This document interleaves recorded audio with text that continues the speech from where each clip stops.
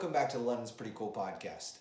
I'm one of your hosts, Patrick Briggs, and along with my sister Erin, we talk to London locals and businesses about all the great things happening in the city. Today we have an incredible guest sitting down with us. We have the runner and co-founder of local business Reimagine Co. It's a zero-waste lifestyle brand. Kara is very knowledgeable about how to live a zero-waste lifestyle, and we are very fortunate she sat down with us today. It turns out that it's a little bit easier than you might expect to get started with this kind of lifestyle. So sit back, relax, enjoy the episode.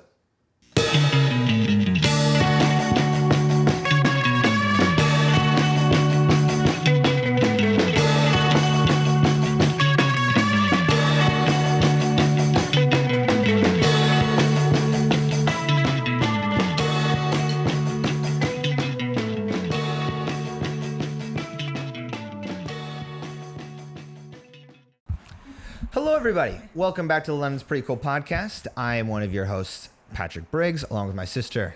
Hi, I'm Erin. And we are sitting down with another fantastic guest today. This has been a long time coming. We're sitting down with Kara Rijnen. Thank you so much for joining us today of Reimagine Co. This has been a very exciting time for us to try and get you in because, what better time than now to be trying to learn how to be zero waste and how to, better support yourself and your community in these ways. Thank you so much for taking the time. Thanks so much for having me. So, Kara, when and why did you kind of decide to start living a zero waste life? Well, that would probably be the end of 2017. My husband actually heard the statistic. He's a newcomer to Canada. And so I think, a lot of people in the world have this vision of Canada, that it's green and, environmentally responsible and beautiful and all these things, which it is, of course, a beautiful country. But when he moved here, he heard the statistic that Canadians produce more garbage per person than any other country in the world. Oh wow, I didn't know that. Yeah, a lot of people don't know this. We're number one for that, and that's not something to be proud of. So that really bothered him. Yeah. And we wanted to do something about it. We're a family of 6. At that time, we were a family of 5. And we have a lot, we eat a lot of produce. So we had a lot of clamshells and a lot of, almond milk containers and a lot of these things going out to the curb every week.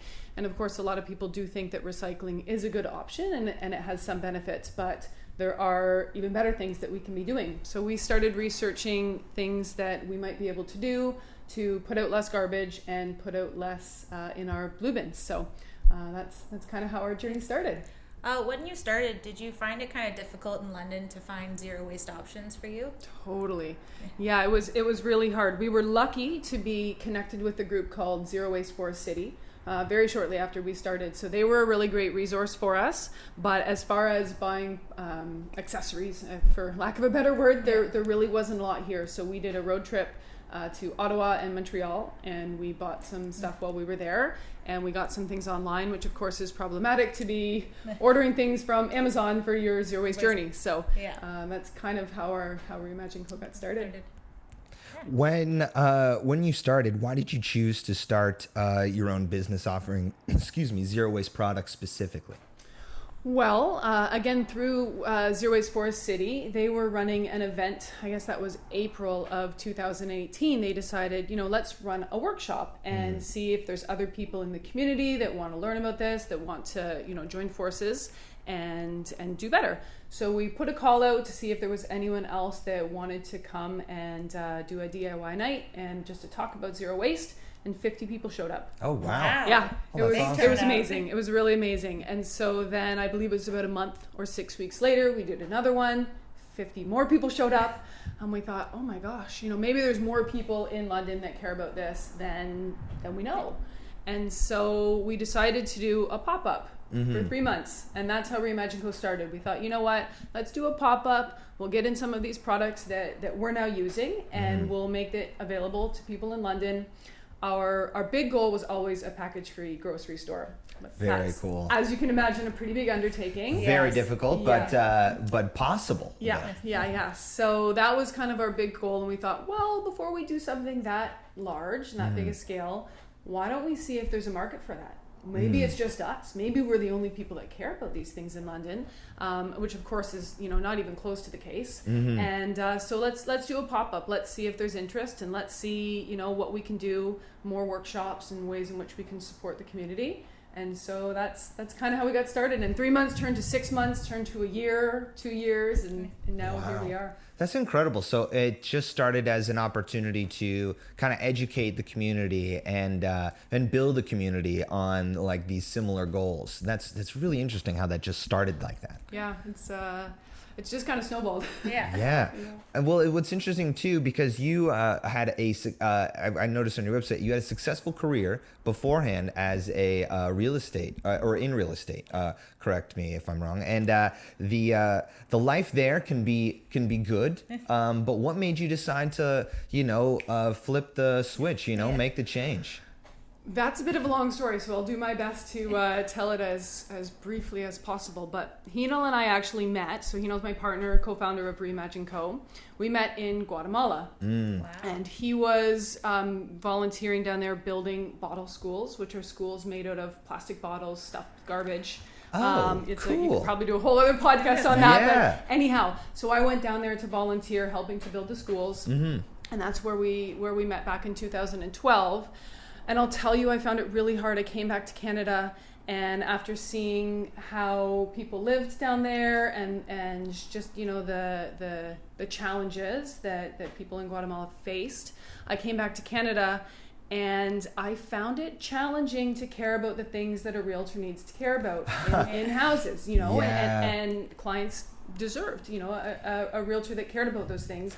I see. And I found little by little, it didn't happen right away, but little by little, I went back to Guatemala 5 times in the next 4 years to continue helping with the schools. And every time I came back, a little bit more of me shifted to just not caring about, how big a walk-in closet was or the type of hardwood floors that were in the family room. So I decided in 2015 to sell. I had a brokerage. And I decided to sell the brokerage, and I transitioned out over a couple of years. And 2017, I stopped selling. That's amazing. Yeah. So. That's incredible. What a wild thing, And it wasn't just like I came home, let's burn it all to the ground. Yeah. Let's start something new here. It was a slow transition, but that just goes to show for anybody thinking that, this is difficult to get into or something. It doesn't have to be a night and day thing. It can be a slow process, but it takes one step, right? Exactly. I mean, I had the brokerage, so I had people that worked for me and agents that worked for me. Quite honestly, if I didn't have the brokerage, it might have been a day and night thing. But I had ends to tie up and all these things. So it can be as quick or as slow as you want it to be. Very interesting. That is really interesting. I just think it's so exciting that you've had that opportunity for the second life as well. But it is it's not just you always hear about people going I'm going to start a business now later in life. I've got the opportunity. I'm going to do it, and I'm going to make a shoe store or something like this. Or with nothing against anything like that, but I think it's very interesting that you've decided it's kind of like you couldn't help but decide to do this, right? It had to happen. Yep. Yeah. Everything just fell into place very nicely. Really nicely. And it's great. So your passion really turned into your job. And so tell us now, you have Reimagine Co. So what kind of products and things do you offer in Reimagine Co? So basically, we have sort of 2 sides to the, to the store. One we call a refillery, which is basically you can bring a container in from home. Now this is before COVID, so things have slightly changed, and hopefully they will change back in the very near future. But before COVID, you could bring in a mason jar, an old soap or shampoo bottle, whatever you have lying around at home. You bring it into the store, we weigh it, you can fill it up. We have over 100 things in the refillery. So these are all cleaning products, toiletries, shampoo, conditioner, body wash, glass cleaner, deodorant, toothpaste, you name it. We have just about anything that you could use in your house and on your body. So that's our refillery. And then we also have the part of the store that is designed to help you do away with single-use items. So these are your reusables, reusable straws, reusable travel mugs, menstrual products, pads, diva cups, things like that. We have like bamboo travel cutlery. We have lunch boxes, stainless steel containers. Yeah. So yeah, anything, Ziploc bags, beeswax wraps, anything you use once and throw away, we have an option for just about everything that is used over and over again. Very cool. When someone comes into the store, is that it just makes me think, like they must be thrown a little bit. There's a lot of questions probably asked, right? A little bit. First time. Yeah, we do get a lot of first-time people. A lot of people that say, "I've been following you on social media for so long, and I finally get down here." We understand our location on King Street wasn't the easiest to get to, so we have now moved. The old Novax building, yes, we're that's in right. Novax, and it was great to us. We loved being there. But our new location has parking, and it's still downtown, but a little bit out of downtown. So hopefully it'll be easier for people to get to us. But anyhow, we had a lot of people that followed us for a long time on social media, so they kind of know what we're about. But they do, yes, they have a lot of questions. It's really interesting just to think about that. I'm a user of your body wash, so I know that these products work. I smell good, and it was brought to my attention from my partner. She's a big fan and supporter. Jill Claire, love you. And I don't know. I think it's like anything, right? It's a great word of mouth, and I think when you hear about what you guys are doing, I don't see why you would use anything else. It just makes so much sense. Reduce, reuse, recycle. So 3 R's. It's fantastic. We wanted to ask though, what would you say out of the products that you have there? Me being the body wash user, what is the best selling maybe or best overall product that gets out of there? Yeah. The best selling of the reusables is probably the beeswax wrap. So we sell a lot of beeswax wraps. And then of the refillery, I would say it's probably laundry soap. Oh, yeah. Oh, yeah. Yeah, we I go could through see a lot that. of laundry soap. That makes sense. Okay, cool. And if someone were trying to take their first step towards living zero waste, when they first walk in there, what's the kind of thing that you'd recommend to them? I always tell people to go slow. We sort of ditched everything all at one time, and we did a whole bunch of research and then just went, okay, February 1st, no more packaging. And it was intense. So and not really sustainable for a lot of people. So I tell people to just choose one thing. Something that I've always wanted to do and never had the time for is to set up some kind of a challenge. So in December, say, you come up with 12 things that you want to do. Say 1 month is just a metal straw. And so instead of getting a straw when you get something at Timmy's, you bring your own straw. And then the next month you commit to having a water bottle with you. So if you don't have your water bottle, you don't buy water. Yeah. Don't bring your coffee mug, you don't buy coffee. So always bring. So you just pick 12 things and don't try and do it too fast. Just one thing every month. And then by the end of that year, if you start in January, by the end of that year, you've made 12 really awesome steps towards reducing your waste. And by then, it's likely that you've already formed a habit of all of these things, so you're already doing it. It's not like that month's done. Don't need to do about that anymore. Yes, you want to build on these things for sure. You don't want to go backwards, but I think that's the key is to take a full month and build these good habits, and then you just wouldn't think of buying coffee in a single-use cup anymore because you always have your mug with you. Yeah, I love that. That's so great. You just recently announced also that you guys are planning on opening a zero waste grocery by the end of the year. So for people who might not know, what would a zero waste grocery store kind of look like? Yeah, it's a good question. So we're in the planning phases right now and sourcing products and everything, but the general idea is that it's a one-stop shop for all the things that you would get at the regular grocery store, except for you won't have packaging. So your dried goods, lentils, rice, pasta, cereal, oats, things like that, they'll be in bulk bins. The majority of them will be in gravity-fed bins. I know there is some worry, some people are concerned with scoop bins. With germs and COVID and all of these things. So the majority of the products will be in gravity-fed bins. So if you're not familiar with what that is, you put your jar up to it, you pull a lever, and it falls in. Yeah. Exactly. Think like those candy stores from childhood. Yeah. So there's no touching of product, or you can't lean over it and sweat into it or anything like that. So there will be some things like flowers aren't fit for gravity bins. Yeah.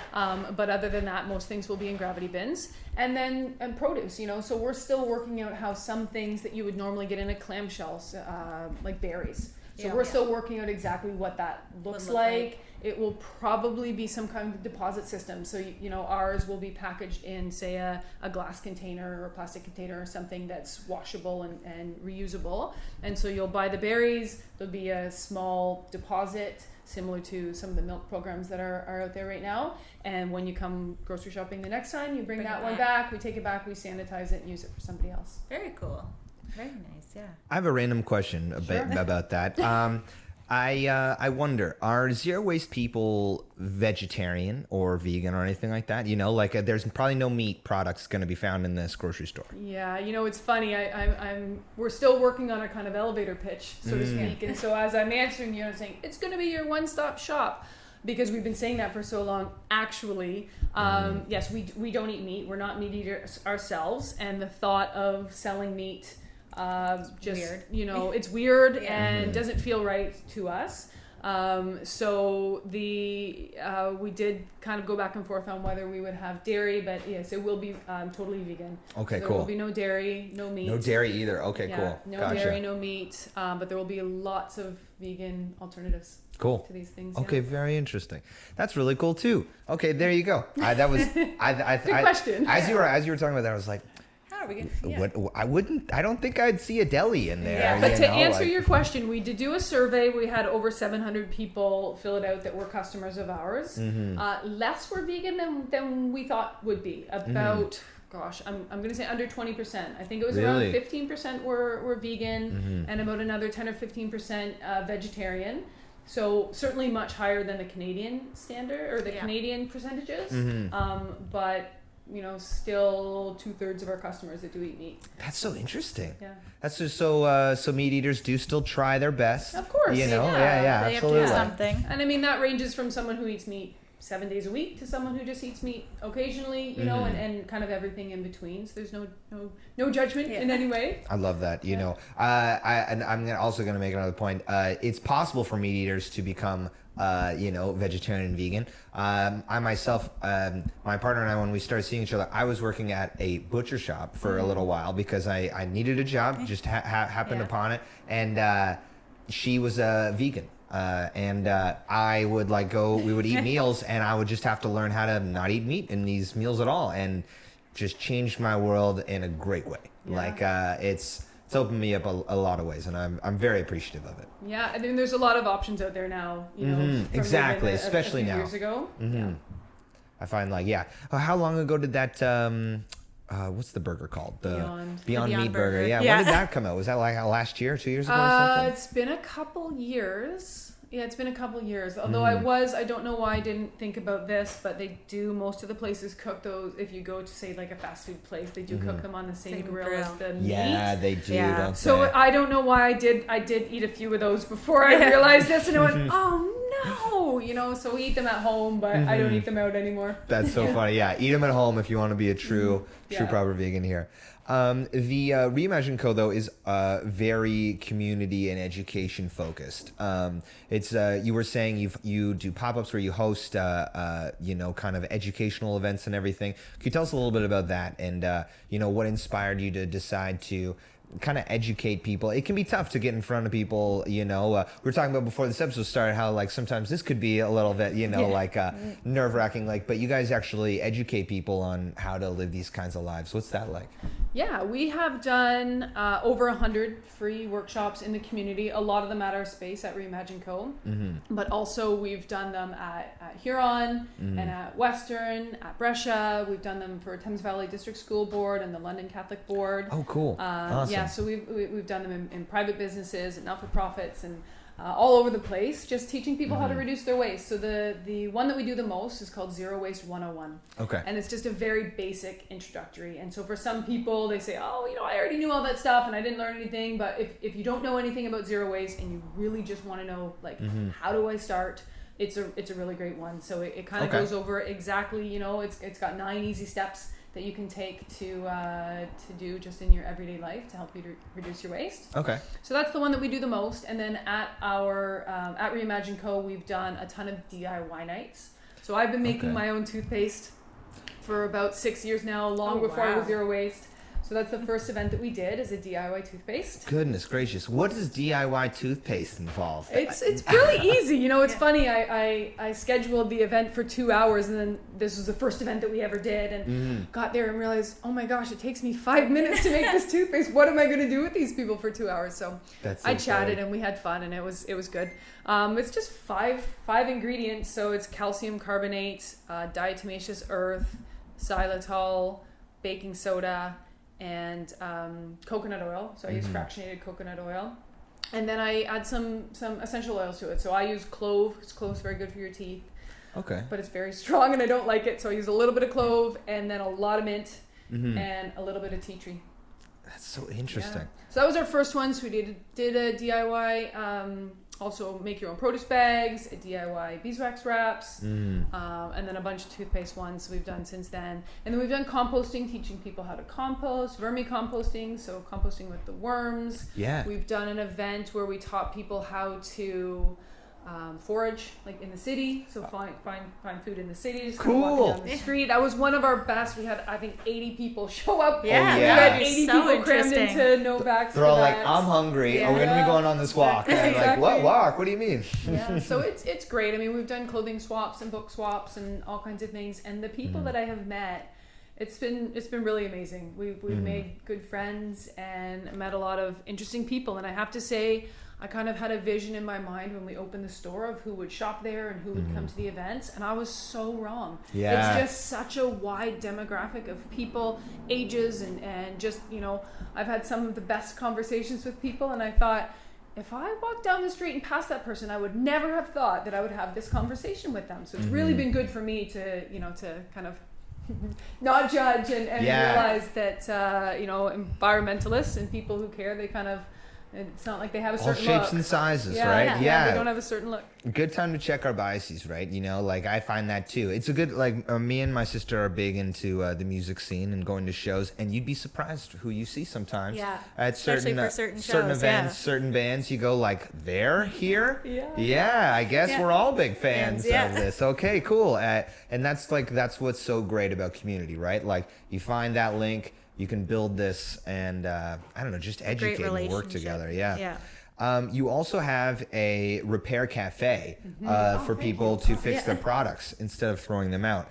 I think you touched on that earlier, but could you explain that a little bit more? Yeah. Thank you for bringing that up. I should have mentioned that. Yeah. So we do those once a month. Of course, this was before COVID. We haven't held them since March, or I guess February was our last one. So we have volunteer fixers, amazing volunteers from the community that have a wide range of talents in what they can fix. We have some people that are sewers and come, and so if you need pants hemmed or a new zipper put in or anything fixed on your clothes, you can come. We usually have 1 or 2 sewers every event, and you can come and get that fixed. Just bring if you need a zipper fixed, show up with the item and the zipper, and they'll do it for you. That's so cool. Yeah. Okay. So pretty much anything that is needs to be repaired, we do ask people to just let us know ahead of time what they want repaired. We don't want people coming down and we don't have a fixer with that specific skill set there. Totally. So we try and match you up with a certain fixer, or even just the fixers to know what kind of tools that they need to bring. So if you're, we had someone bring in a sewing machine. So of course that requires certain tools. Yeah. So we let our fixers know ahead of time, okay, this is the list of items that are being brought in to be fixed. We get a lot of fans. Really? Yep. Okay. And lamps. We do a lot of fans and lamps. But yeah, we've had someone brought in a microwave like this, like an over the range. Oh, like wow. A microwave oven in. And we've had vacuums fixed and lots of clothes, like I said. What would you say is the weirdest thing that was brought in? Yeah, it's a good question. I don't normally go to the repair cafes, to be honest. Yeah. Heenal runs them. We have 4 kids, and so there's a lot going on at them. So I have tried to be there with the little ones, but they kind of get in the way. So I don't know the answer to that. I'm just imagining, someone pulling up in a pickup truck with their dishwasher on the back. Like, who's gonna fix this? We're not quite ready. We usually tell people you need to be able to carry it in. So nothing too big. But I mean, that being said, if someone had a dishwasher that they needed fixed, we do our best to kind of hook them up with someone that can help them out. There you go. It's all about helping each other out, right? Yeah. There you go. I love it. With COVID and all of this, just kind of overall, would you say for people who maybe have lost jobs or want to be involved in this but don't really know how to, is there kind of a cost barrier to being zero waste, or is it pretty affordable or inclusive? Yeah, it's a good question. It's one of the biggest things that we hear is that people say, I can't afford to be zero waste. Mm-hmm. And I think it can be as inexpensive or as expensive as you want to make it. Yeah. We have a big sign up in our store that says don't buy our products, and it lists all the things that you can do before buying our products. Can you repair something? Can you borrow something? Can you thrift something? Can you reuse something? Can you upcycle something? Some people, if it's going to make it easier for you to reduce your waste, then absolutely. We want to make it accessible, or we want to make it available to people if they want to buy it, but you absolutely don't need to. I mean, on Facebook, each group has buy nothing, or each area of the city has buy nothing groups, and I don't know if you guys are on these, but they're amazing.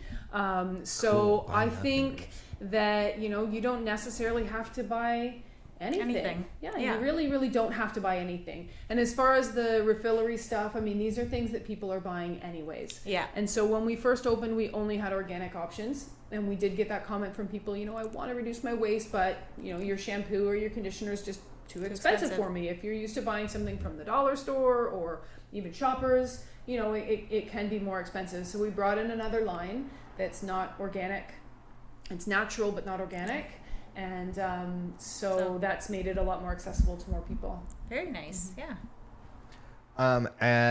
I just was wondering as well if there are any guidelines specifically, like COVID kind of is, or just in regulations in general, I guess. Like, are there sort of guidelines that you have to follow, like regulations? Like, let's say for, if like free range food, this and that, there's all these hoops that you have to go through to make it. Like, do you have to reach a certain level of something to call it zero waste? You know what I mean?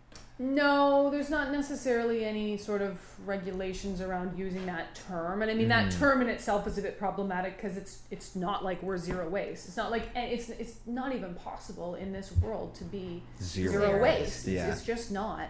We do our best, and we work with suppliers to help them send things in a less wasteful way. Sometimes we open up a shipment, we go, oh my gosh, and they sent all this bubble wrap, or they're packing pellets, and we're, oh my gosh. So of course we take the time to educate them and tell them what we're all about, and ask them to send it in paper, or just send it a different way next time. And if they won't do that, then we don't buy from them again. So no, there's nothing kind of regulating that term. It's low waste or waste reduction, or these are probably more reasonable terms to use. Gotcha. Okay, cool. So it's not like somebody can walk up and go like, does this follow all the zero waste guidelines that I'm looking at? Like, nothing like that. No. Okay, perfect. Okay, cool. So no worries there. Awesome. In your opinion, what would you say is like the product or thing that people use every day in their lives that's pretty harmful for the environment, but they might not know the impact of it? That's a good one.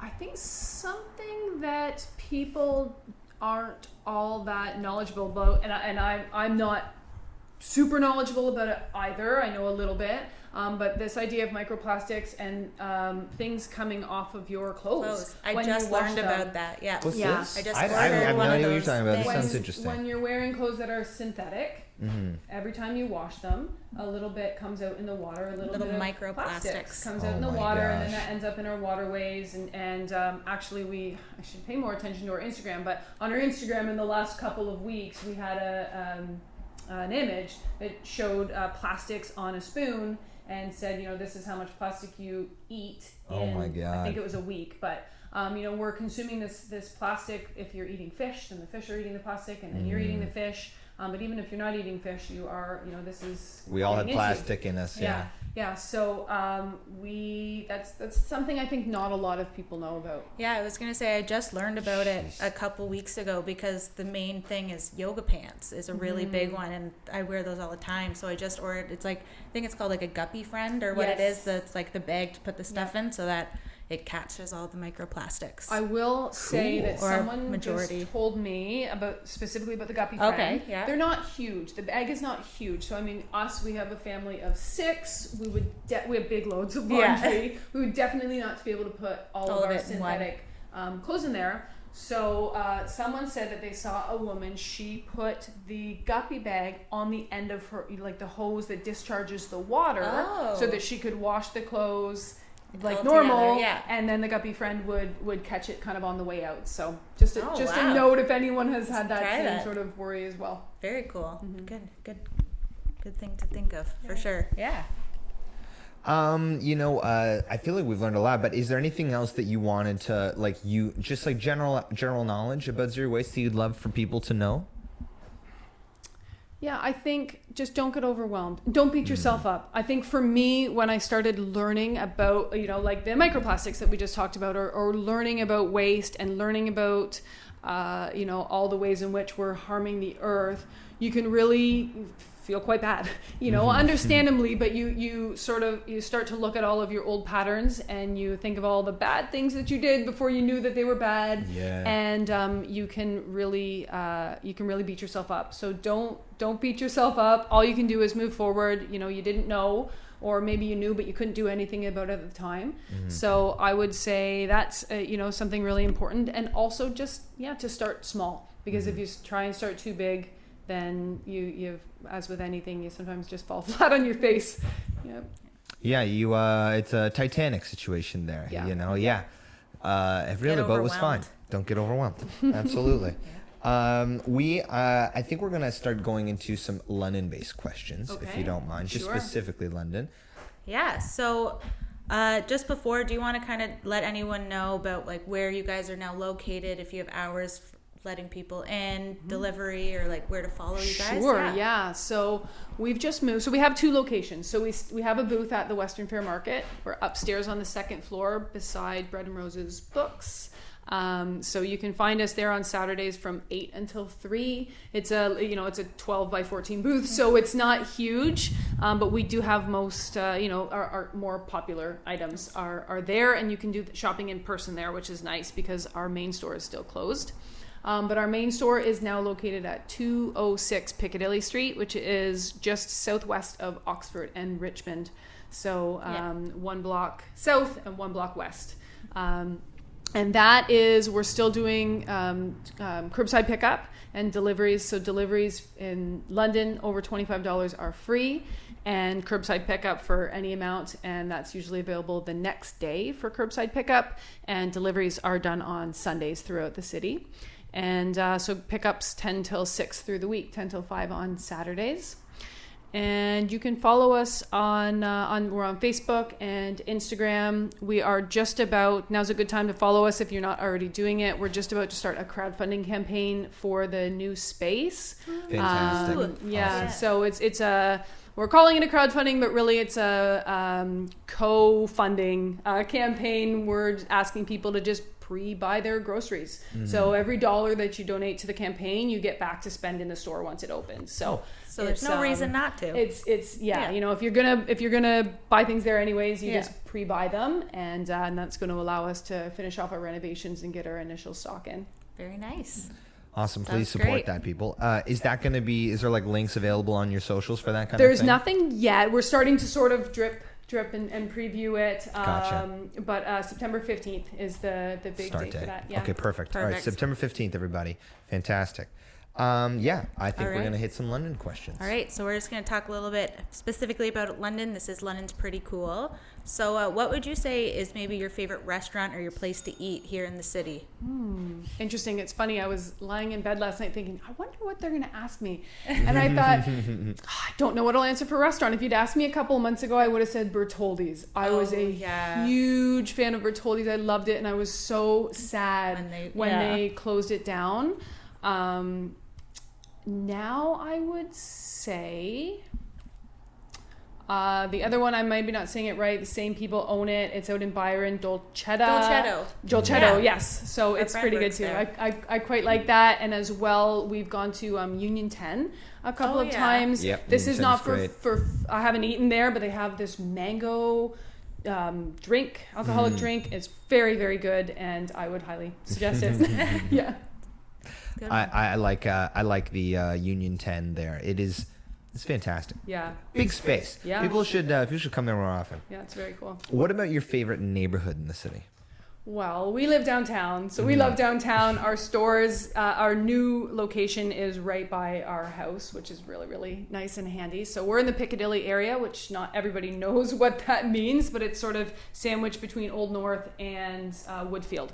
So we're just north of Woodfield, and we love it there. We really, really do. We're close to downtown, but also it's quite quiet, and we've got a neighborhood page, and everyone's quite friendly, and yeah, we love it. We really like it there. Awesome. What about a hidden gem in the city? Hidden gem. I don't know how hidden this is. Actually, I do have an answer to that. So we go to Gibbons Park quite a bit because we live close to there, and we bike a lot as a family of 6. That's one thing that we can all do together. And there's a little spot when you're coming up into Gibbons Park by the splash pad. If you kind of head off of the bike path, you can go down under the bridge. And me and the kids go there quite often. And you can kind of, it's just a cool spot to like see the ducks and skip rocks and things like that. So Okay, cool. That's so fun. A nice little spot. Yeah. yeah, it's got some nice spots too. I can sit, and the kids kind of wade their feet in the water, and yeah, we like it there. It's very cute. You need to cool off after a bike ride with 6 people, Oh, yeah. right? Yeah, well, 2 of them don't ride their bike yet, so one, they're kind They're on of the towing back, along. So yeah. yeah. We do have our own signature segment that we're gonna do just to finish off the show, if you don't mind. It's called This Or That. So in this segment, we're basically gonna do rapid fire questions. No need for explanation. We're gonna give you 2 options, and you're gonna choose one of them. Okay, Sound good? sounds good. All right, perfect. Number 1, Western Fair Market or Covent Garden Market? Western Fair Market, Masonville Mall or White Oaks Mall? Masonville, Sunfest or Home County? Sunfest, Victoria Park or Springbank Park? Victoria Park. Fantastic. Thank you so much for taking the time today, Kara. We really appreciate it. Is there anything that you wanted to let the listeners know before we head off for the evening? No, I just, I want to thank everyone who has supported us and all those who don't know about us, but now they're going to come find us on social media. And really, we love London. We really, really do. And I just feel really fortunate to be here and to be learning with all the people that come into the space and come and chat with us. So please, for everybody who's listening, get in there, get supportive, and get to the crowdfunding. We all need to support this great business, and just support each other doing zero waste things here in the do what in the you city. can. Start little by little. That's the main thing.